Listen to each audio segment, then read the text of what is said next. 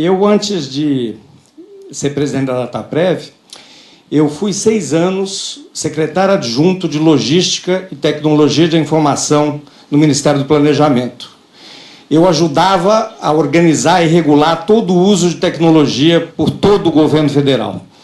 Então, depois disso, somado a 8 anos e alguns meses na Dataprev, eu conheci muito profundamente o uso de tecnologia de informação e comunicação no governo brasileiro. E é por isso que eu estou muito preocupado. No período que eu tive na Dataprev, olha, eu preciso até trocar aqui óculos, porque eu era mais jovem quando eu comecei lá. Eu não precisava trocar óculos. Nesse período, dívidas foram saldadas, a receita da empresa mais do que dobrou, o parque tecnológico foi modernizado, a produtividade cresceu enormemente, os resultados e a lucratividade foram consistentemente avaliados como superiores à média do mercado privado. Isso é importante. Os prêmios, e foram vários recebidos nesse período, eles não eram prêmios comparados com outras estatais, eram prêmios comparados com o mercado privado.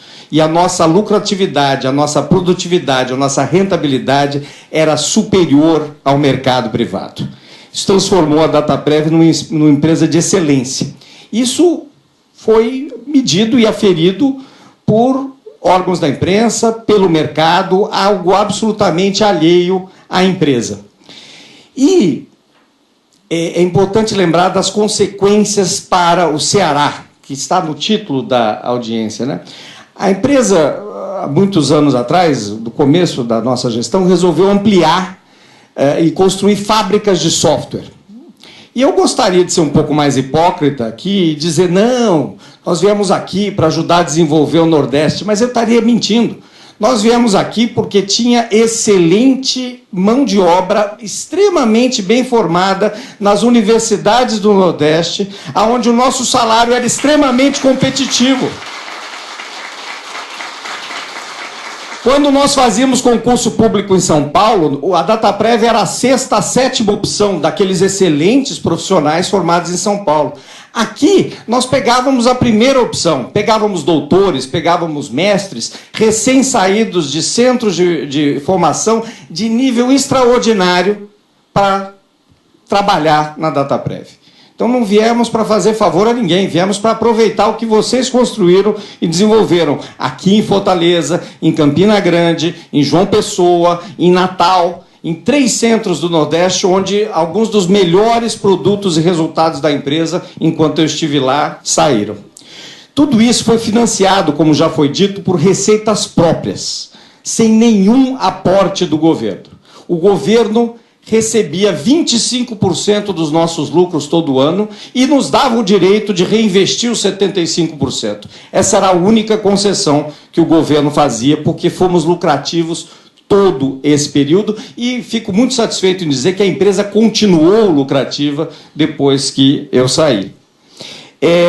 Esse corpo técnico, como eu disse, dos mais qualificados do país, não é a razão que me traz aqui. Eu queria dizer, eu não estou aqui para defender emprego público. Eu não estou aqui, primeiro, porque já tem gente que faz isso melhor do que eu nessa mesa, mas porque eu queria chamar a atenção para outras dimensões, porque essa não é uma crise que vai afetar 13 mil pessoas, não.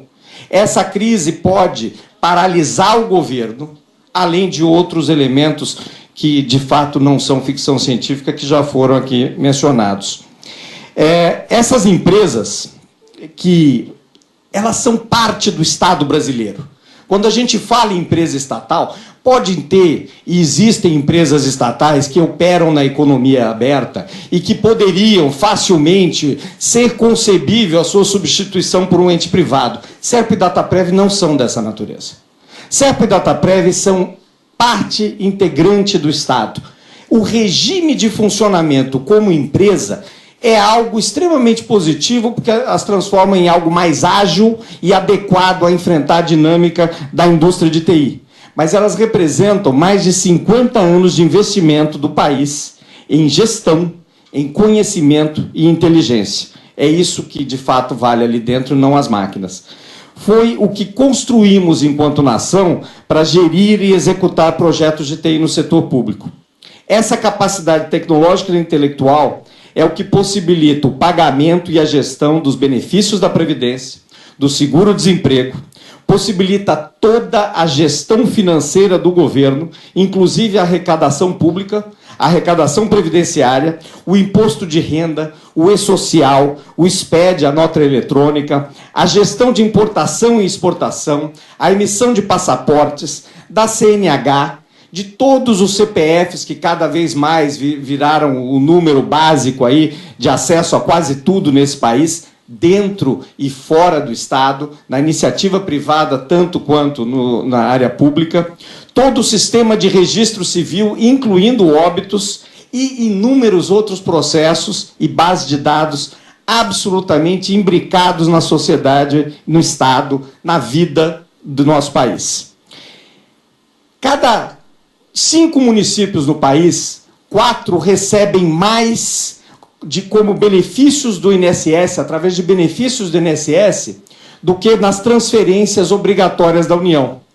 Isso seria interessante se não fosse o fato de que tanto os benefícios do INSS pagos pela Dataprev, quanto as transferências obrigatórias da União feitas pelo SERPRO, estamos falando da mesma coisa.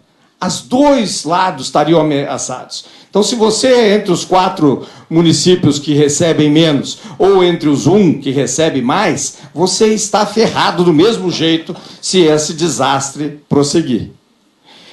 Se houver algum problema na execução desses processos que eu estou mencionando, o país literalmente para. E as consequências são imprevisíveis. Dá para imaginar um país onde a gente seja incapaz de pagar os benefícios previdenciários, os 35 milhões de benefícios pagos todo mês?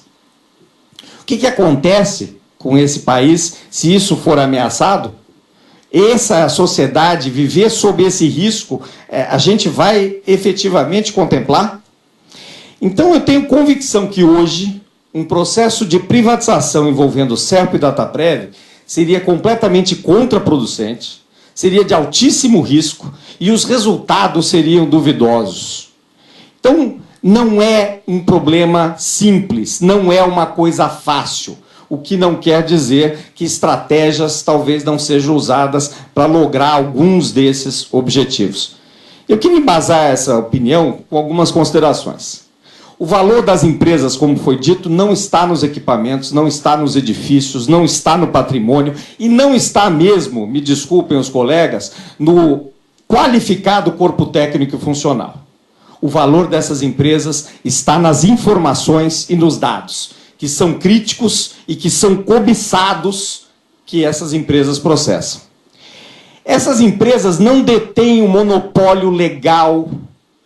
Não é obrigatório que o governo só opere com elas, mas o governo só opera com elas há 50 anos. Então, de fato, é um monopólio. O fato de não existir uma norma para isso é um desafio a mais diante de todo esse processo. Foi uma escolha que o povo brasileiro fez ao longo de décadas e o governo não sabe, porque nenhum governo hoje sabe, como precificar nem como transferir para o setor privado esse monopólio de guarda e processamento de dados e informações, que jamais foi regulamentado. Os dados processados não pertencem ao SERPRO, não pertencem à Dataprev, pertencem, obviamente, à sociedade brasileira e ao Estado que precisa gerenciar. Recriar, então, fora das empresas, em algum lugar ainda não definido e não discutido, todos os processos e capacidades de gestão estratégica necessários para que o Estado consiga manter o controle junto a esses novos entes privados, isso não só não se justifica, como desviará enormes quantidades de energia do enfrentamento de problemas bem concretos e bem mais imediatos. A parceria entre SERPRO, Dataprev e os seus clientes dentro de governo não poderá existir no momento seguinte à privatização. Obviamente, tudo terá que ser regulamentado por contrato. E o governo tem que criar áreas extensas para poder gerenciar e regulamentar esse processo. Isso também não está debatido. E, olha, infelizmente, privatizar estatais de TI não é uma novidade no nosso país. Em 99, o Brasil fez isso, a mesma coisa com a Datamec. Os mais antigos devem lembrar. As consequências dessas decisões impactaram e impactam até hoje a Caixa Econômica Federal. O Ministério do Trabalho e Emprego não impactam mais, e eu vou dizer por quê. Em 2004, o Ministério Público, 5 anos depois da privatização, o Ministério Público declarou, numa intervenção jurídica na relação entre a nova proprietária da Datamec e o Ministério do Trabalho e Emprego, declarou que havia fundado receio de grave lesão ao patrimônio público, à ordem social e econômica, decorrente da iminência da interrupção de prestação de serviço público essencial, por uma disputa de preço. A empresa privada negociou dizendo: vou interromper o seguro-desemprego desse país. A solução foi uma intervenção jurídica apoiada pela Justiça e acompanhada pelo Ministério Público. E, é claro, caiu nas costas de quem? De uma empresa estatal. Porque em 2007 foi assinado um termo de ajuste de conduta com o Ministério do Trabalho, com a nova empresa privada, com a Dataprev, e eu assumi logo em seguida e tive que liderar exatamente esse processo de reinternalizar todos os sistemas de seguro-desemprego e do CAGED para o controle do Estado. Um processo que só encerrou em 2011 para desfazer a bobagem que tinha sido feita. E aí, de novo, eu não vou resistir jogar um pouquinho para a plateia, feito aqui no Nordeste, em João Pessoa. O Brasil enfrenta há anos... O Brasil enfrenta há anos o desafio de modernizar e digitalizar os nossos processos burocráticos e de gestão. Apesar de alguns emblemáticos avanços pontuais, e esses avanços pontuais todos liderados ou por Serpro ou Dataprev, todos os grandes processos de enfrentamento da nossa burocracia, o Brasil está perdendo essa batalha. Um recente relatório da OCDE, mais uma vez, aponta a ausência de planejamento e orçamento centralizado como o desafio a ser enfrentado.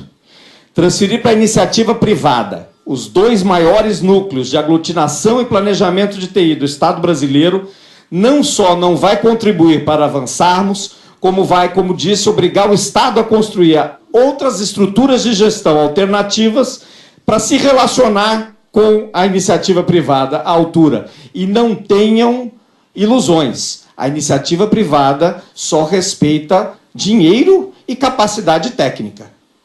Dinheiro o governo até tem. Capacidade técnica, estamos aqui discutindo se vai vender. E isso é um gravíssimo problema. Essa privatização também representa um enorme risco à nossa segurança cibernética, onde temos baixo acúmulo sobre o assunto, e nós vamos enfrentar isso com estruturas que não são do Estado, que não respondem à sociedade, mas vamos transferir para a iniciativa privada. Um país precisa defender a sua infraestrutura. E no século XXI, a infraestrutura mais crucial, como já foi dito, é a infraestrutura de dados. O Estado tem a obrigação de controlar e gerenciar os seus processos sociais básicos. Previdência, relações de trabalho, arrecadação, registro civil, dados de saúde e segurança. No artigo mencionado do xadrez das privatizações, tem um caso emblemático sobre a licitação de dados de coleta de lixo em São Paulo. Uma empresa privada, ganhou uma licitação para coletar dados de quem precisava ter o seu lixo industrial recolhido. Ela fez isso, o preenchimento de todas as empresas, e ela imediatamente passou a operacionalizar esses dados e vender consultorias para essas empresas cujos dados ela possuía. Uma empresa de gestão ambiental. Então, nós estamos falando também de riscos à concorrência, riscos à iniciativa privada, riscos que vão muito além do mero funcionamento do Estado, para quem pensa que o Estado pode ser descrito como mero. Eu quero encerrar contando uma história muito simples e que exemplifica a concretude do que nós estamos falando. Uma vez na Dataprev, nós fomos chamados pelo Palácio para construir um dos muitos, mas um portal da Presidência da República. E chamamos uma grande multinacional, a maior multinacional de TI do mundo, para fazer uma parceria, e eles iam entrar com tecnologia e nós íamos hospedar o site. A discussão ia muito bem, tudo acertando, e eu os alertei: olha, o governo sempre paga, mas nem sempre em dia. Muitas vezes atrasa e nós vamos ter que ter paciência. Assim que recebemos, vocês também vão receber e tudo fica bem. A presidente dessa empresa me diz: olha, aqui quando a gente não recebe, a gente para o serviço. Aí eu expliquei para ela: então agora eu vou poder lhe explicar por que eu estou aqui. Eu estou aqui para que uma empresa privada não tenha nunca, em tempo algum, o direito de parar um serviço básico do Estado brasileiro. É por isso que o seu contrato só sai comigo. Muito obrigado.